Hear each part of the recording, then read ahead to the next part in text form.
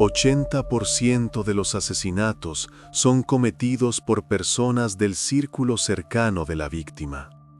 Los forenses repiten esta cifra como un mantra, pero cuando se trata de familias adineradas con una reputación intachable, la investigación puede prolongarse durante años. Especialmente si el criminal no se esconde en las sombras del mundo criminal, sino que se sienta a la misma mesa que las víctimas en las cenas familiares. Sonríe, pasa la sal, pregunta qué tal les va. Verano de 2021. Gary Spohr, de 70 años, y su esposa Wendy Wood, de 68, disfrutaban de la vida en su propia mansión a orillas del lago Tahoe, en California. Una propiedad valorada en $3,5 millones. 45 años de vida en común a sus espaldas.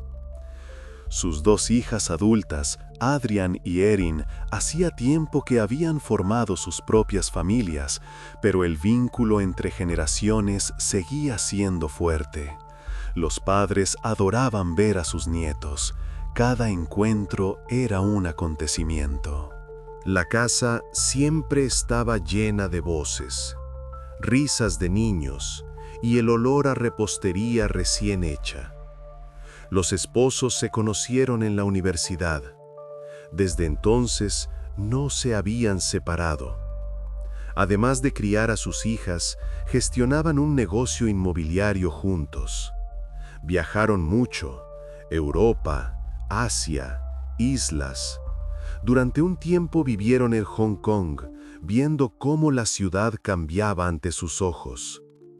En 2000 se establecieron en California. Wendy había crecido cerca. Siempre soñó con una casa a orillas del lago Tahoe. El sueño se hizo realidad. Vivieron en esta mansión durante unos 20 años. Por la mañana, café en la terraza con vistas al agua. Por la tarde, paseos por la orilla. Atardeceres sobre las montañas. Todo estaba en su sitio. 5 de junio de 2021. Un sábado normal. Erin, la hija menor, llega a casa de Wendy con sus dos hijos. Pasan todo el día juntos. La abuela prepara los platos favoritos de los nietos. Los niños corren por la casa, juegan junto al lago. El abuelo les enseña a lanzar correctamente la caña de pescar. Cerca de las 8 de la tarde, a las 19:35 para ser exactos, la visita recoge a los niños y se marcha. El coche se aleja de la casa. El polvo se asienta en la grava del camino de entrada. Silencio. Gary y Wendy se quedan solos. Suben al segundo piso. Encienden el televisor, su ritual vespertino habitual antes de acostarse. Ambos estaban cansados del día, pero era un cansancio agradable. El día había ido bien. No sospechan que su idilio conyugal pronto será destruido por completo, que en cuestión de minutos todo cambiará, que alguien lleva horas escondido abajo.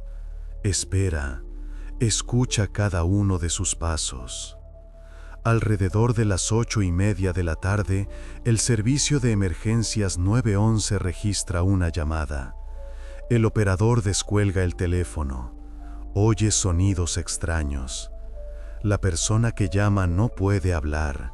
En la línea solo se oyen estertores burbujeantes, húmedos, intermitentes, parecidos a la agonía de una persona que intenta respirar a través de la sangre.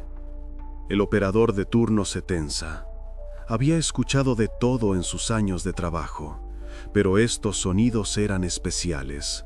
No dejan lugar a interpretaciones.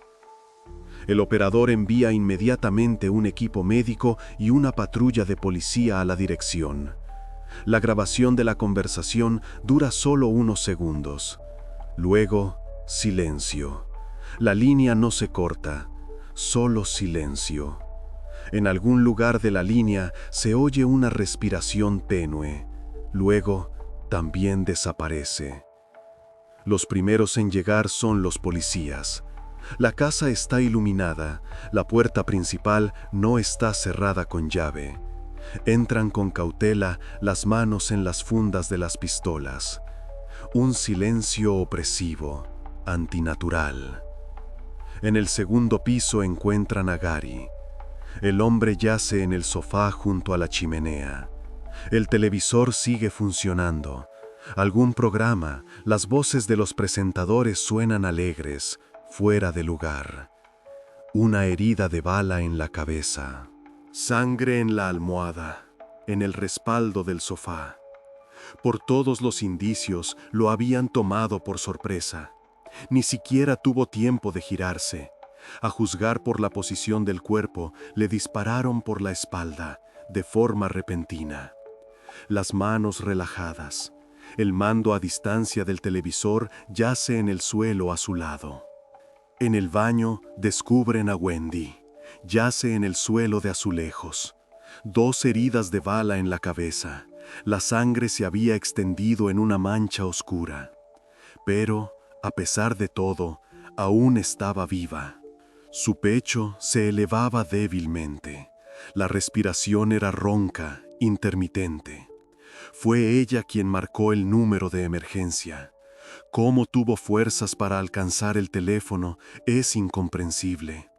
Adrenalina, instinto de supervivencia. Su estado era crítico. La mujer solo logra pronunciar su nombre, Wendy, antes de perder el conocimiento. La hospitalizan de urgencia. Las sirenas rompen el silencio nocturno del lago. Los vecinos salen a los porches, observan. Los médicos no dan pronósticos optimistas. Las lesiones son demasiado graves. Mientras los médicos luchan por la vida de Wendy, los forenses investigan la casa. Fotografían, miden, buscan rastros. Encuentran 6 casquillos, brillantes, de latón, dispersos por el suelo del segundo piso, presumiblemente de calibre 22. Más tarde, los expertos confirman. Dispararon con una pistola, un calibre pequeño, pero suficiente para matar a corta distancia.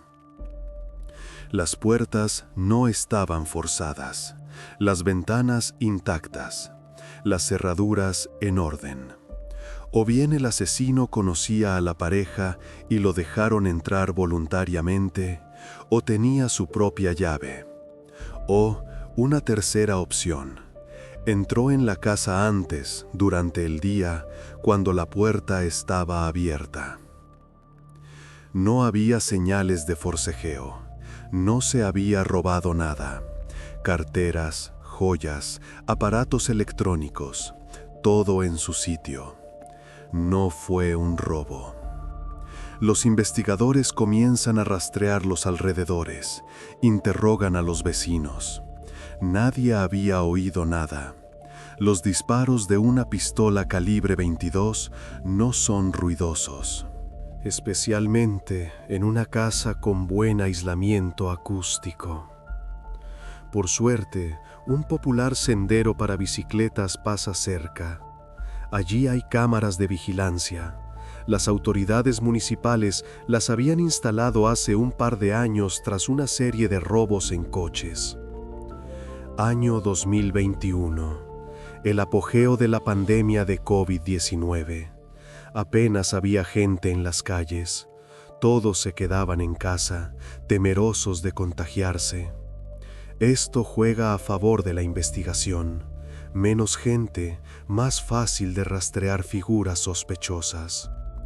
Los detectives revisan las grabaciones, rebobinan todo el día fotograma a fotograma y encuentran. En la grabación se distingue claramente una figura moviéndose en dirección a la casa de los esposos. Hora de registro, 17:30. 3 horas antes de la llamada a emergencias. Aún Era de día. El sol apenas comenzaba a declinar hacia el ocaso. La identidad de la persona es imposible de determinar. Una sudadera con capucha negra que cubría casi hasta el puente de la nariz. La parte inferior del rostro oculta por una mascarilla o un vendaje blanco. Manos en los bolsillos, la mirada baja. Dada la pandemia, esto podría no haber levantado sospechas. Todos llevaban mascarilla. Pero la actitud de esta figura delata nerviosismo. El desconocido camina por el carril bici, mira a su alrededor, sigue caminando, vuelve a mirar a su alrededor bruscamente por encima del hombro. Sus movimientos son tensos, restringidos. Cuando llega a la altura de la propiedad de Gary y Wendy, se detiene unos segundos. Permanece inmóvil, como si apuntara con la mirada hacia la casa o estuviera reuniendo valor. Luego echa a correr, se agacha para no ser visto por las ventanas y desaparece tras el seto. La cámara lo pierde de vista.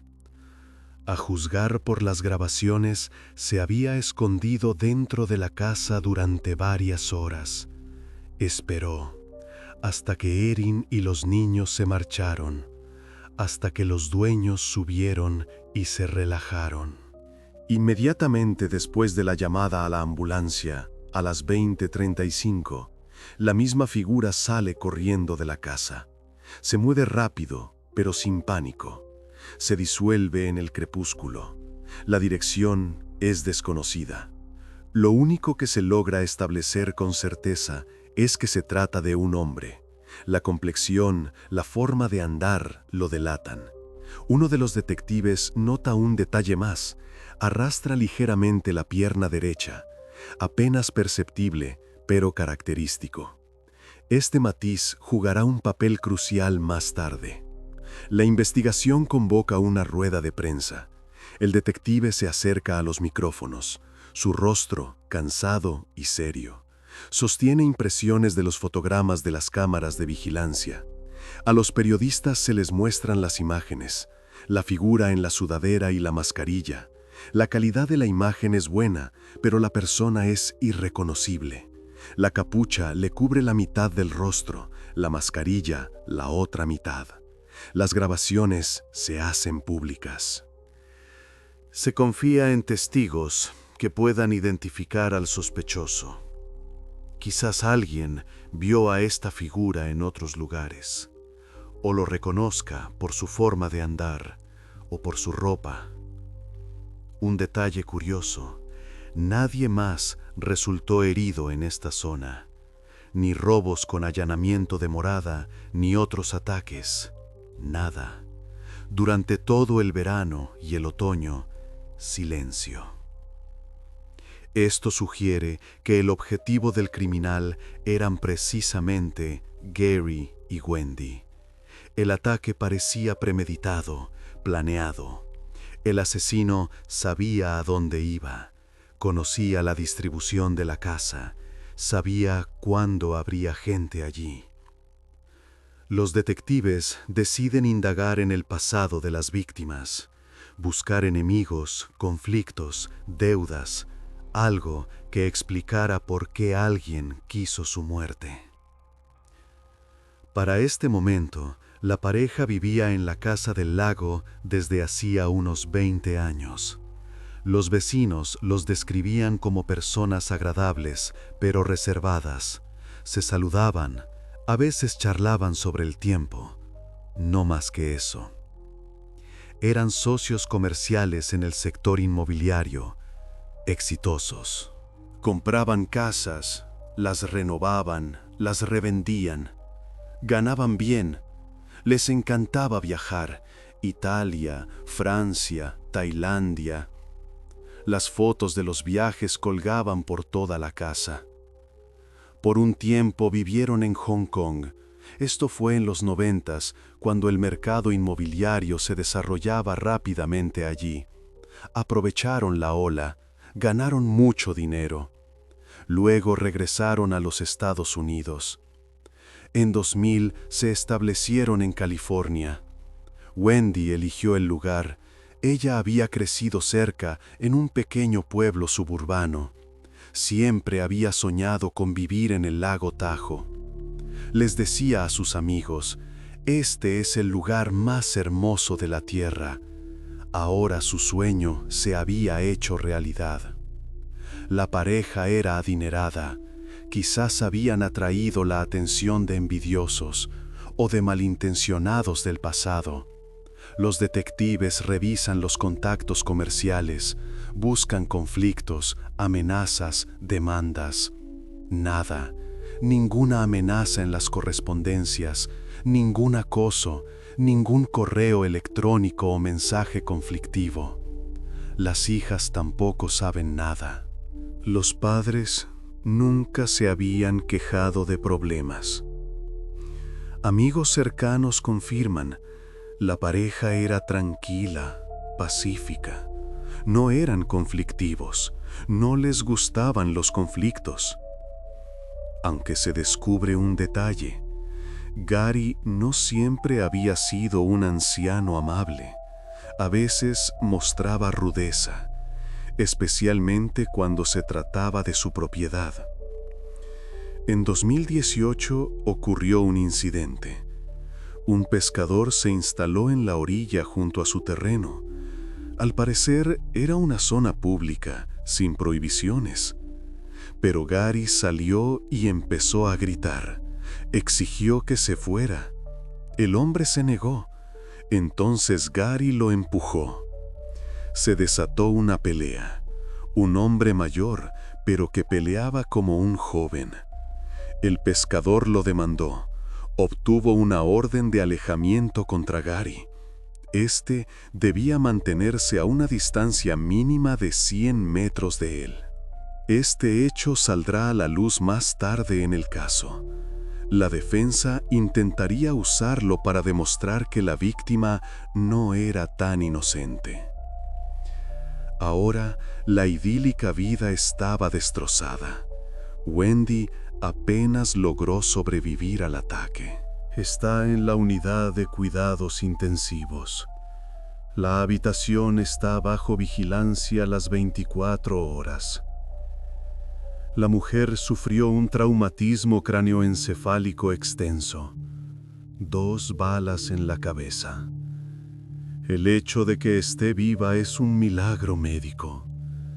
Los médicos niegan con la cabeza, sin comprender cómo es posible. Tuvo que aprenderlo todo de nuevo. Hablar, sostener una cuchara, caminar. Cada acción simple se convirtió en una prueba. Llora de impotencia. No puede recordar cómo pronunciar las palabras. La lengua no le obedece. Los fisioterapeutas trabajan con ella cada día, lentamente, con paciencia. La policía la vigila todo este tiempo. 2 agentes hacen guardia en el pasillo por turnos. Temen que el criminal pueda regresar, eliminar a la única testigo, terminar lo que no pudo hacer la primera vez. Los investigadores esperan con impaciencia que Wendy pueda hablar, para decir quién fue, describirlo, dar alguna pista. Al principio, esto es imposible. No puede pronunciar ni siquiera palabras sencillas. Solo balbucea, intentando explicar algo. Las lágrimas corren por sus mejillas por la frustración. Los detectives continúan buscando pistas por su cuenta, mientras ella se recupera. El asesino prácticamente no dejó rastros.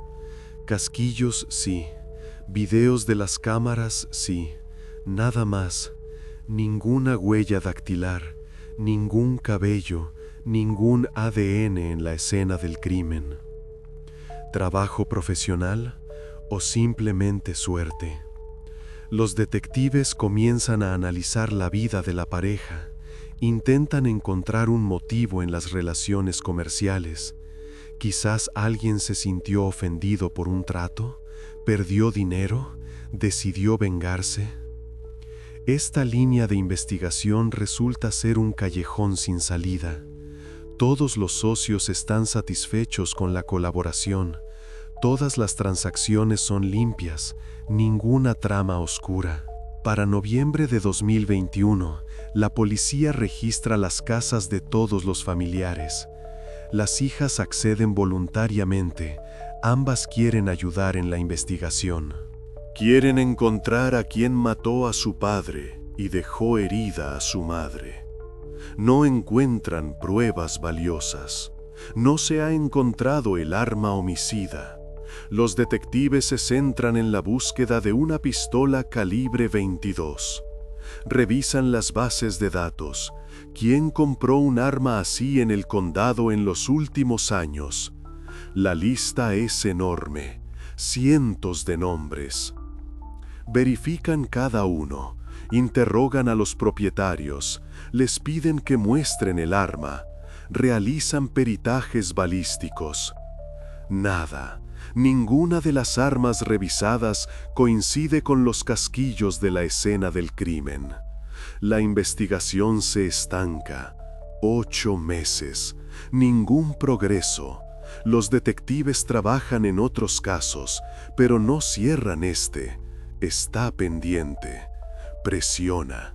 Cada día, alguien del equipo regresa a la carpeta, relee los testimonios, revisa los videos. ¿Quizás se les escapó algo?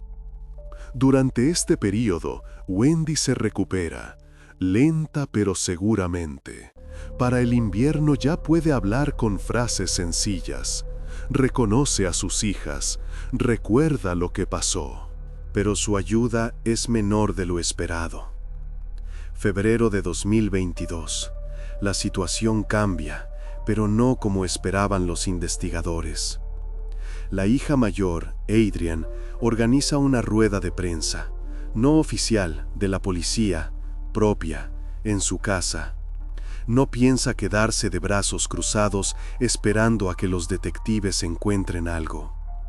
Adrian sale ante los periodistas, el rostro demacrado, ojeras, apenas duerme desde hace meses. Lo que más le preocupa es el estado de su madre. Wendy está inconsolable, llora todos los días, no quiere comer, dice que no le ve sentido a seguir viviendo. Adrian teme que su madre pueda hacerse algo a sí misma. La hija está segura. Resolver el caso ayudará a su madre a salir adelante, le dará algún tipo de cierre, algún sentido a toda esta pesadilla. En la rueda de prensa, Adrian repite los hechos principales, cuenta lo que ya se sabe, pero al final hace una declaración. Una recompensa, $150,000 en efectivo. A quien proporcione información que conduzca al arresto del criminal. Es una suma considerable de dinero. Los medios de comunicación se hacen eco de la noticia. La historia llega a los informativos nacionales. El vídeo de la figura enmascarada se emite en todos los canales. Para este momento, Wendy ya puede hablar con fluidez. Físicamente casi se ha recuperado, al menos en apariencia. Camina sola, come sola, habla casi con normalidad, solo a veces confunde las palabras. Psicológicamente está destrozada.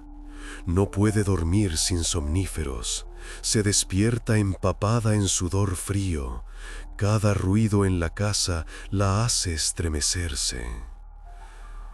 Los detectives finalmente pueden interrogarla. La entrevista tiene lugar en la casa de Adrian. Wendy se ha mudado con su hija mayor. Teme quedarse sola. teme volver a la casa del lago. El detective se sienta enfrente, enciende la grabadora, habla en voz baja, con cautela. Comprende que la mujer está traumatizada. Wendy relata. La voz es baja, entrecortada. Se detiene a menudo, mira por la ventana, luego continúa. El ataque ocurrió cuando ella se quedó dormida. Ella y Gary estaban viendo la televisión, algún programa, no recuerda cuál. Los ojos se le cerraban, el día fue largo, agotador. Luego, una explosión, un fuerte estruendo cerca de su oído, dolor, punzante, cegador. Se levantó de un salto, sin entender qué pasaba. La sangre le corría por la cara, tibia, pegajosa. Instintivamente corrió al baño. No vio al atacante, ni siquiera se giró, solo corrió. Se encerró en el baño, intentó cerrar la puerta con llave, pero sus manos no le respondían.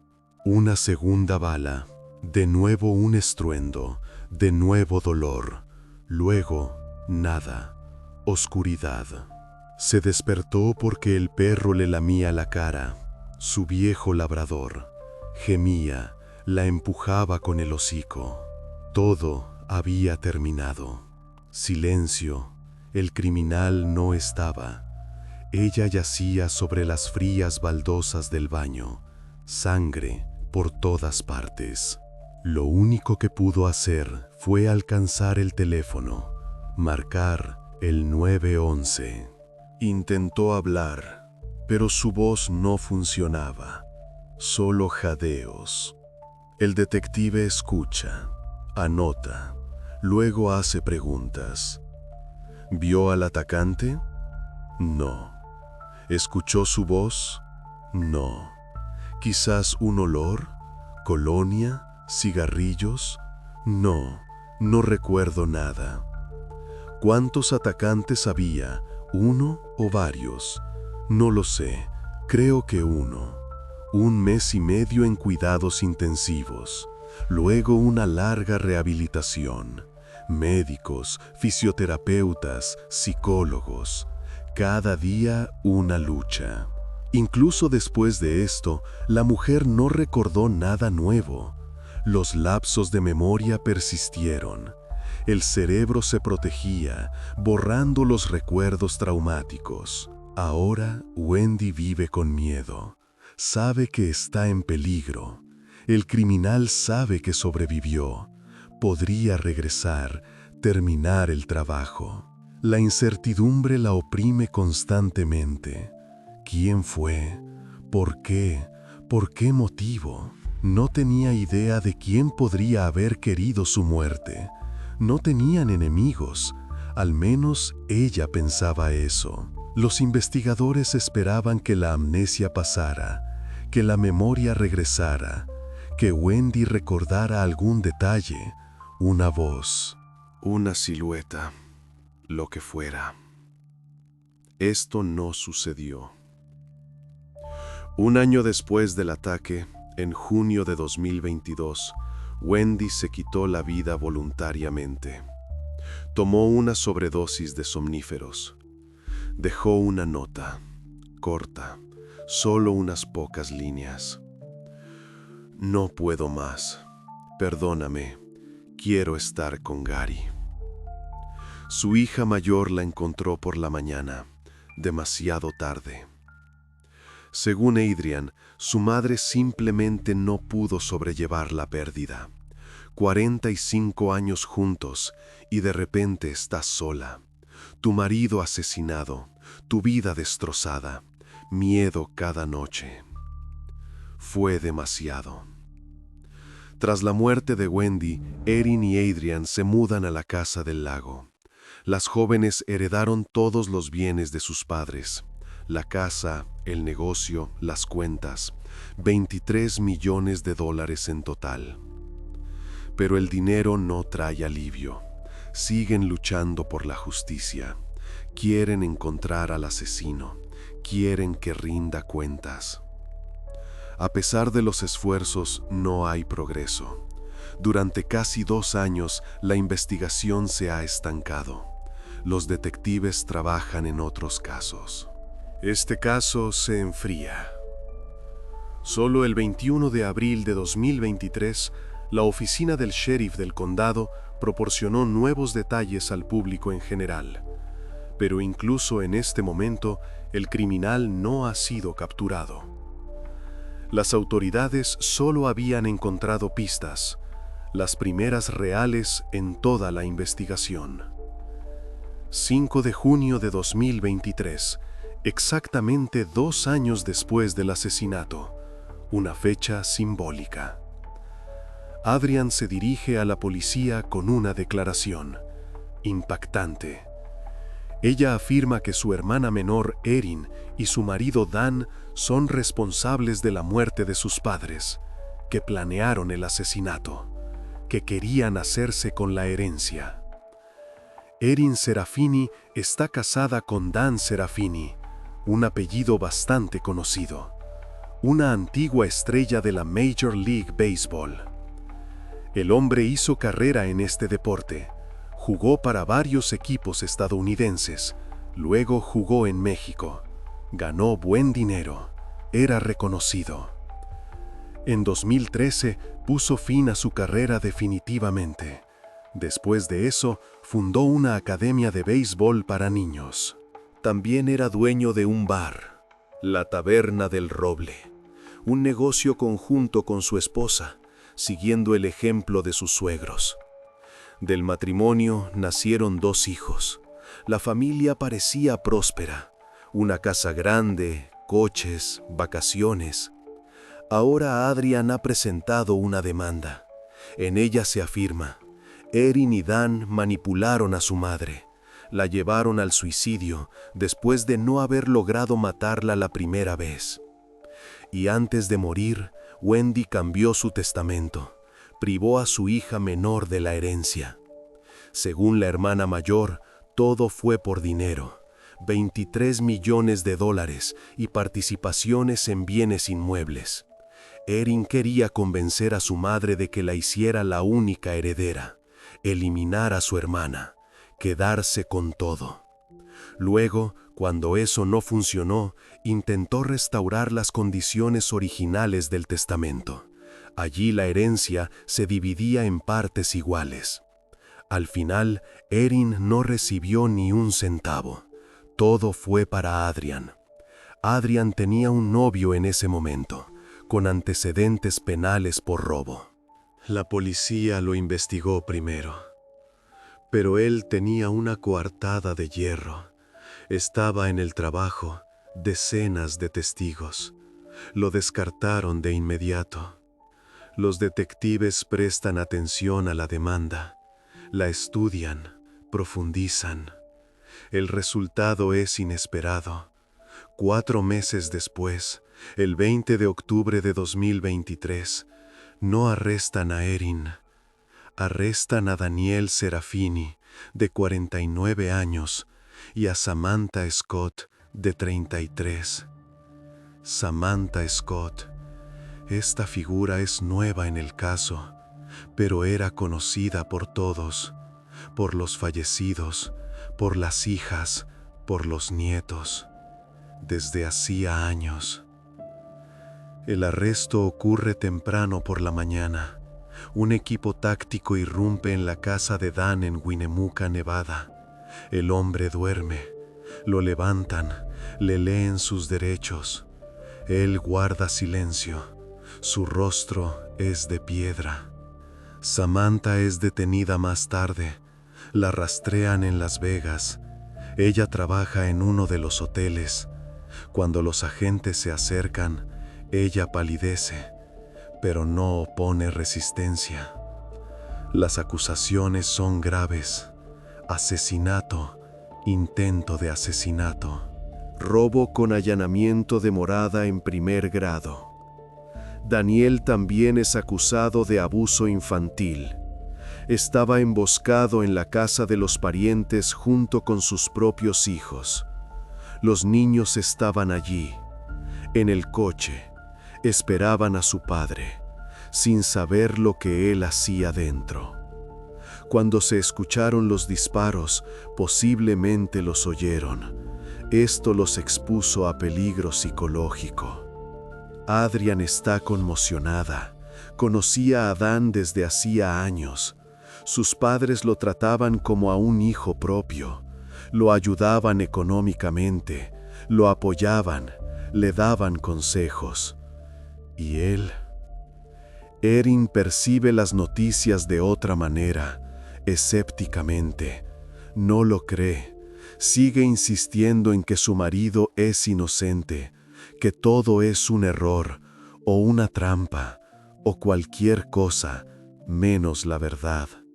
Erin cree que la policía encontró un chivo expiatorio, que la presión pública los obligó a arrestar a alguien, a quien fuera, y eligieron a Dan.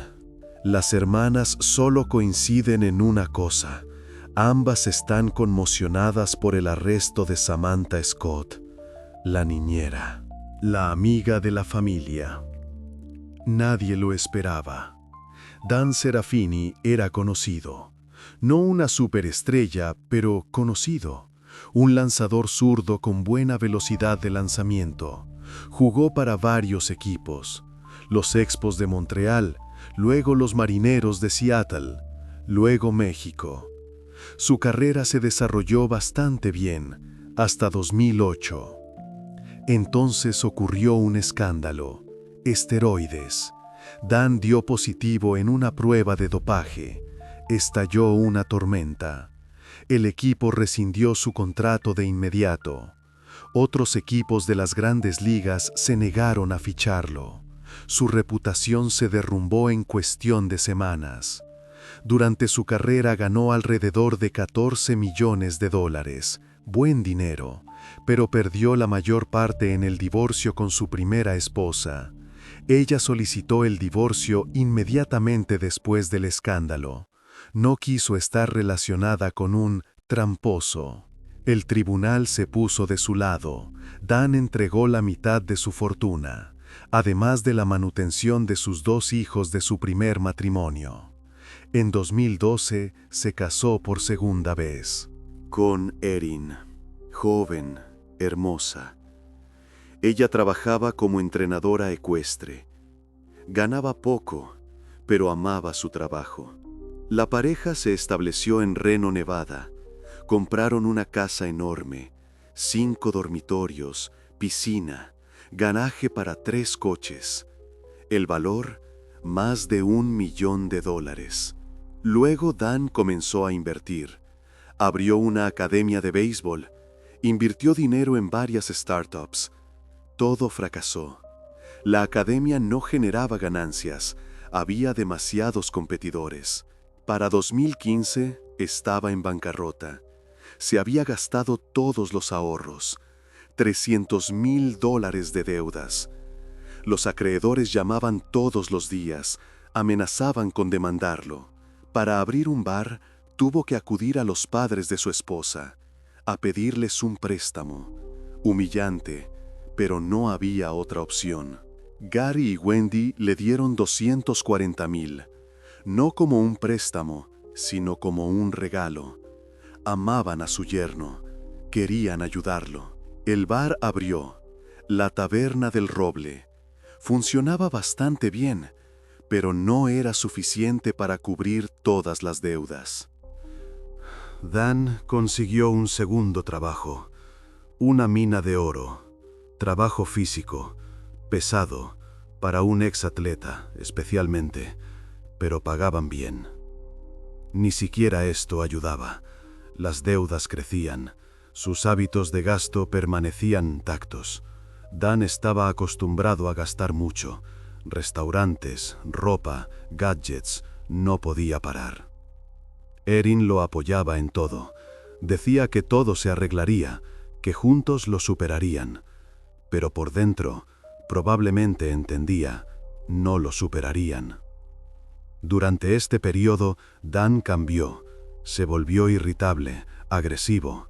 Los empleados del bar contaban que el jefe empezó a desquitarse con ellos. Gritaba, a veces empujaba.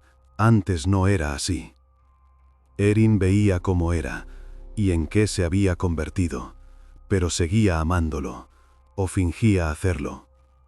La familia siguió llevando su estilo de vida habitual, vacaciones, compras, entretenimientos, como si tuvieran mucho dinero, aunque no lo tenían. Adrian lo observaba desde afuera. Estaba desconcertada. ¿Cómo se podía vivir así? Hasta el cuello de deudas, pero con una sonrisa en la cara. Ella sospechó que su hermana estaba involucrada en algo malo. Erin defendía a su marido con demasiada insistencia. Samantha Scott apareció en la vida de la familia Sarafini hace varios años. Joven, atractiva, cabello rubio, ojos azules, sonriente. Se acercó a Erin para tomar clases de equitación. Quería aprender. Erin aceptó. Impartió varias clases. Se hicieron amigas. Resultó que Samantha a veces trabajaba como niñera, cuidaba a los hijos de conocidos. Erin le ofreció trabajo. Tenían 2 hijos pequeños. Necesitaban ayuda. Samantha aceptó. Empezó a venir varias veces a la semana. Recogía a los niños de la escuela, los alimentaba, jugaba con ellos, los acostaba. Los niños la querían. Era alegre, amable, inventaba juegos, leía cuentos con diferentes voces. Cuando Samantha pisó por primera vez la casa de los Sarafini, Daniel enseguida reparó en ella. Retuvo la mirada un poco más de lo necesario. Luego empezó a buscar excusas para hablar. Le preguntaba qué tal le iba. Bromeaba. Él le contaba sus problemas, lo difícil que era todo. Deudas, trabajo, estrés. Se quejaba de no ser feliz en su matrimonio. Decía que no quería más hijos. Ya tenía 2 de su primer matrimonio. Eso era suficiente. Pero Erin insistió. Nacieron otros 2. Ahora se sentía atrapado. Seguía viviendo con su esposa solo por los niños, pero planeaba divorciarse en cuanto ellos crecieran. Samantha escuchaba, simpatizaba, joven, ingenua. Ella se conmovió con su difícil situación. Se sintió especial. Después de todo, él confiaba en ella. Así comenzó el romance, secreto, encuentros en hoteles, mensajes que se borraban al instante, mentiras. Cuando Samantha fue detenida, lo negó todo. Decía que no entendía de qué se trataba, que ella era solo una niñera, una amiga de la familia, nada más. Al principio, ni siquiera las hermanas creían en su culpabilidad. Adrian conocía a Samantha desde hacía años. Confiaba en ella. Samantha visitaba regularmente a Wendy mientras se recuperaba.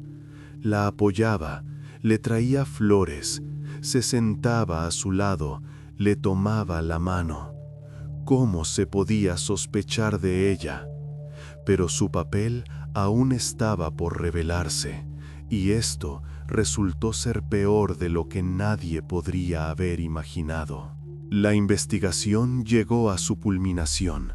La fiscalía preparó las pruebas durante meses, estableció una cronología, recopiló testimonios. Dan debía comparecer primero ante el jurado, Samantha después. Las audiencias preliminares tuvieron lugar en octubre de 2023. La sala del tribunal estaba repleta de periodistas, cámaras, flashes. El caso atrajo la atención de todo el país. El fiscal se levanta, relata cómo se logró demostrar la culpabilidad, evidencias, testigos, cronología. Los testimonios de los testigos jugaron un papel importante. Uno de los empleados de Dan, un trabajador de la mina, lo identificó en una grabación de video. Lo reconoció por su forma de andar, peculiar. Dan arrastraba ligeramente la pierna derecha, una lesión sufrida durante años de carrera deportiva, permanente. El trabajador dijo: enseguida supe que era él, por cómo camina. Es imposible confundirlo. Se encontraron otros testigos, personas que habían oído a Dan difundir rumores maliciosos sobre sus suegros. Decía que eran malas personas, que maltrataban a sus nietos, los golpeaban, los dejaban con hambre cuando los niños se quedaban con ellos los fines de semana. Nadie creía esto. Gary y Wendy eran abuelos cariñosos, todos lo sabían. Pero Dan repetía esta historia una y otra vez, como si intentara convencerse a sí mismo. Varios años antes del asesinato, buscó un sicario. Se acercó a varios hombres. Decía directamente: necesito deshacerme de 2 personas, pagaré 20,000. Estos hombres tenían problemas con la ley. Dan pensó que aceptarían, pero todos se negaron. Algunos se rieron, otros le aconsejaron que no dijera tonterías. Apenas un mes antes del asesinato, su ánimo cambió. Dejó de buscar a alguien que lo hiciera. Ahora decía: lo haré yo mismo, con mis propias manos. Nadie acudió a la policía. Todos pensaron que bromeaba o que hablaba en un arrebato de ira. Dan siempre había sido irascible. Le gustaba el humor negro. Nadie lo tomó en serio. Un gran error. El fiscal reconstruyó la cronología de los hechos. Mostró un mapa, una línea de tiempo. 4 de junio de 2021. Daniel y Samantha se alojan en un hotel en Velque, Nevada, un pequeño pueblo, a menos de 1 kilómetro de la mina de oro donde trabajaba Dan. Reservan una habitación para una noche. Se registran con sus nombres. Nada sospechoso. 5 de junio. Por la mañana, sus vehículos son detectados por cámaras en la zona de la mina. Dan llega al trabajo, firma su entrada, trabaja varias horas, luego se va, dice que no se siente bien. Alrededor de las 17, su coche desaparece del aparcamiento. A las 17:30, una figura con una sudadera con capucha aparece en la grabación cerca de la casa del lago. Samantha afirmó inicialmente que se quedó en el hotel todo el día, esperando a Dan. Querían pasar tiempo juntos, en secreto de Erin. Su historia sonaba plausible. Incluso la geolocalización del teléfono móvil lo confirmaba. El teléfono estaba en el hotel. Pero Samantha cometió un error. Un Subaru exactamente igual al suyo fue visto cerca de la casa del lago, sin matrícula, menos de 1 hora antes del ataque. Los detectives verificaron la geolocalización del coche, no del teléfono, sino del coche. Los coches modernos transmiten datos al fabricante, Subaru también. Los datos mostraron: el coche de Samantha estaba cerca de la escena del crimen en el momento del tiroteo. Ella mintió. Según la investigación, ella dejó a Dan, esperó cerca, luego lo recogió después del asesinato. La táctica de la defensa se hizo evidente en las audiencias preliminares. El abogado planeaba convencer al jurado, Wendy y Gary, Eran personas crueles, manipuladores. Oprimieron a su yerno durante años. Lo llevaron a la desesperación. Como prueba, una orden de restricción de 2018. La historia con el pescador demuestra que Gary era agresivo. La defensa también iba a culpar a Adrian, afirmando que ella acusó a su hermana y a su cuñado para quedarse con toda la herencia. Ella tenía un novio problemático. ¿Quizás él estuvo involucrado? Pero la coartada del novio era sólida. Lo descartaron de inmediato. Se avecinaba una seria batalla en la sala del tribunal. Después de Dan, Samantha debía ser juzgada. Pero en febrero de 2025, todo cambió.